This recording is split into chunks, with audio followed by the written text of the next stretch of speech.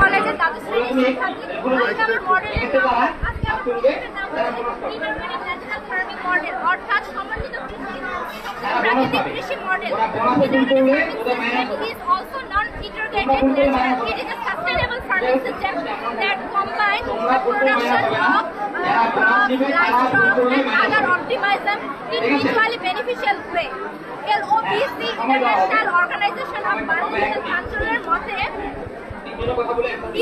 UNI 1123/2009 ইউরোপীয় মান অনুযায়ী ইন্টিগ্রেটেড ফার্মিং সিস্টেম অর্থাৎ সমন্বয় প্রাকৃতিক কৃষি ব্যবস্থাকে একটি কৃষি ব্যবস্থা হিসেবে বলা হয়েছে, যেখানে মাটি পানির মতো প্রাকৃতিক উপাদানগুলো ব্যবহার করে উচ্চমানের জৈব সার, জৈব খাদ্য, ফাইবার এবং পুনর্বিকিরণযোগ্য শক্তি উৎপন্ন হবে, যা আমাদের কৃষি ক্ষেত্রকে একটা টেকসই করবে এবং দূষণমুক্ত, কেমিক্যাল মুক্ত একটা পরিবেশ সৃষ্টি করবে।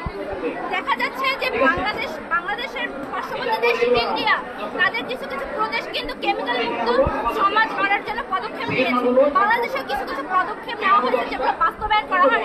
আমাদের মডেলটি তারই একটা ডিজাইন, মানে এটা বাস্তবায়নের একটা ডিজাইন করা হয়েছে, যেখান থেকে আমরা অর্থনৈতিক, তারপর কৃষি ক্ষেত্রে বিভিন্ন অবদান রাখতে পারবো। যেখানে আমাদের আছে গরুর খামার করছি আমরা, গরুর খামার থেকে, পশু সম্পদ থেকে আমরা যে সারটা পাবো, যে গোবরটা পাবো, সেটা আমরা প্রাকৃতিক জৈব সার হিসেবে এখানে ন্যাচারাল ফার্টিলাইজার করবো, যেটা আমরা আমাদের কৃষিকাজে ব্যবহার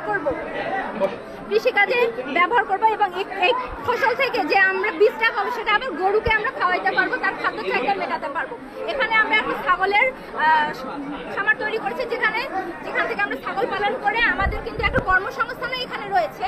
যেমন অধিক হারে যদি আমরা ছাগলের কারখানা খামার করি, সেখান থেকে কিন্তু আমরা একটা অর্থনৈতিকভাবে সাহায্য পাবো, কারণ ছাগলের দুধ আমাদের শরীরের জন্য অনেক পুষ্টিকর।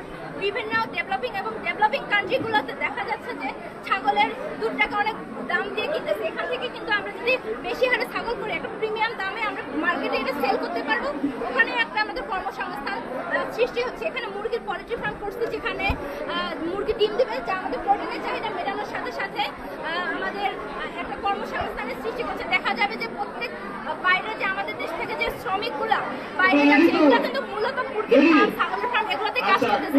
এগুলো যদি আমরা আমাদের পরিবেশেই করি, তাহলে অর্থনৈতিক ক্ষেত্রে থেকে আমরা কিন্তু অনেক বেশি উপরে চলে যাচ্ছি।